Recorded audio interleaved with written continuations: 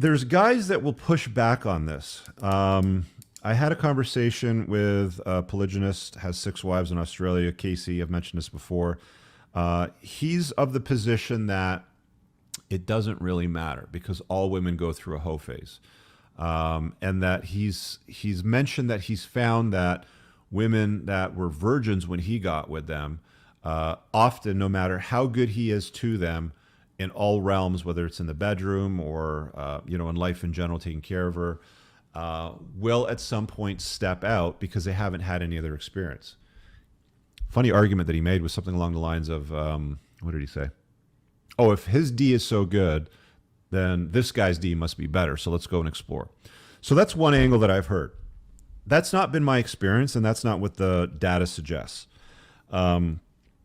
The research that's been done on marriage and men and women sticking together to raise kids over a long period of time is pretty clear.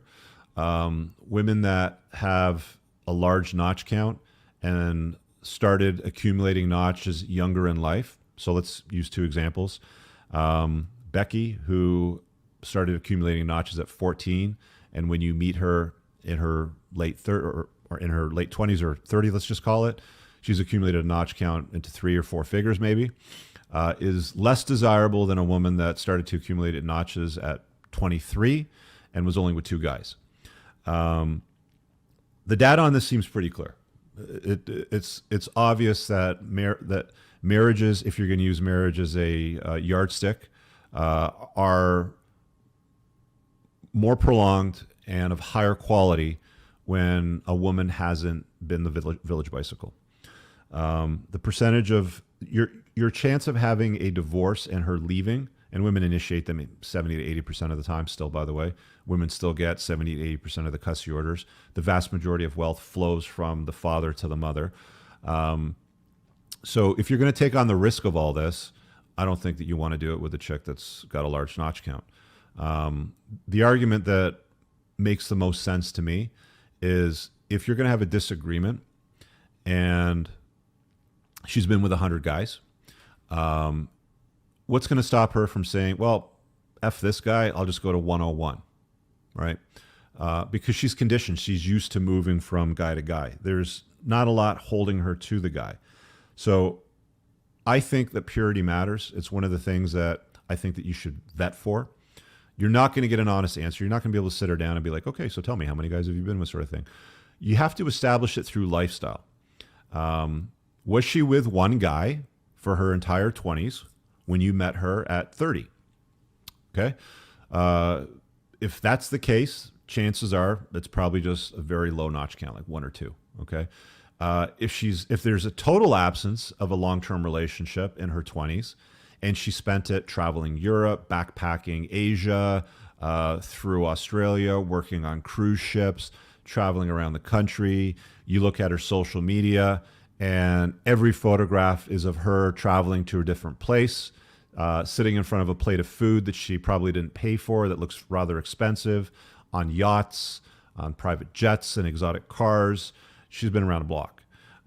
You kind of establish it through lifestyle. Some guys will be like, oh, well, just ask her and then double or triple the number. Okay, fine. That's one way to do it.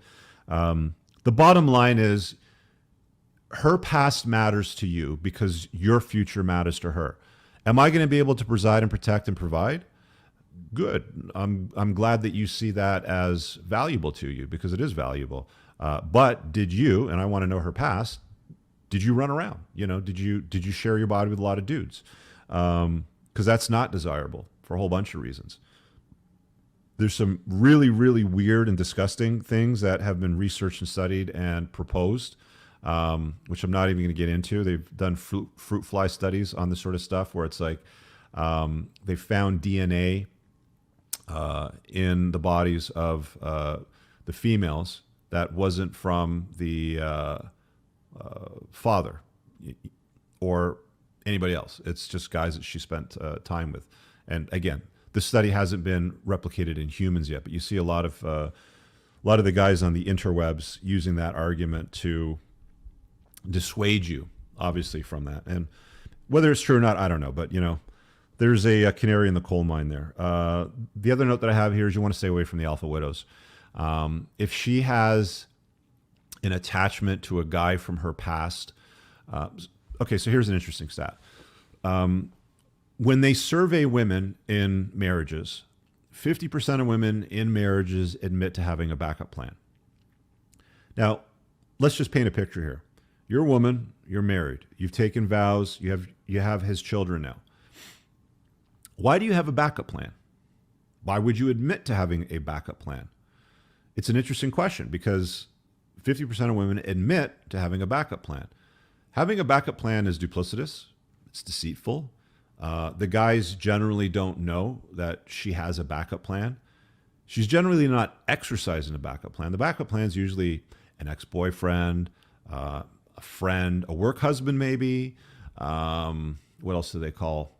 Even gay guys sometimes too. You know, they'll be like there's a lot of dudes that will use what's called sneaky fucker game to sort of like get into a woman's orbit.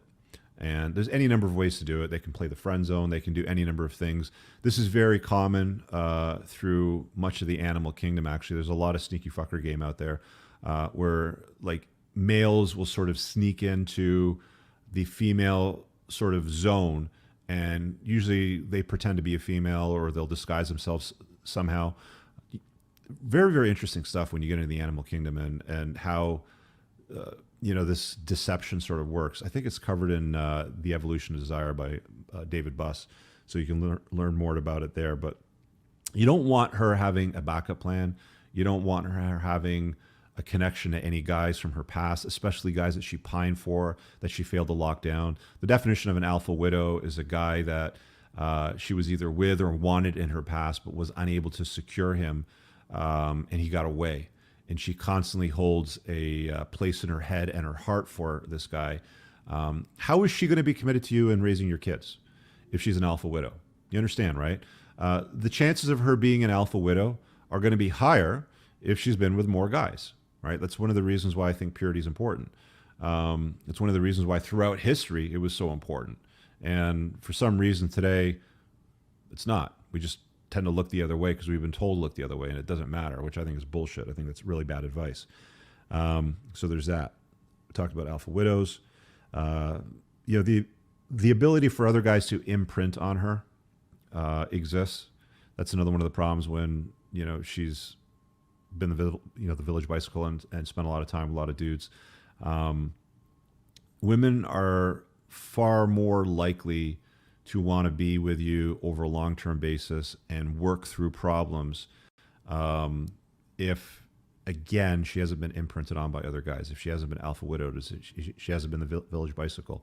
So contemplate all of those things. I really hope you guys enjoyed that clip. If you want to watch the full-length podcast, you can find that over here, that clip's from. If you're newer to the channel, make sure you hit subscribe over here. And pinned down below in the top comment, you'll find a bunch of useful links to my website, my supplement line, books, and a bunch of other stuff. Have an amazing day. Peace out.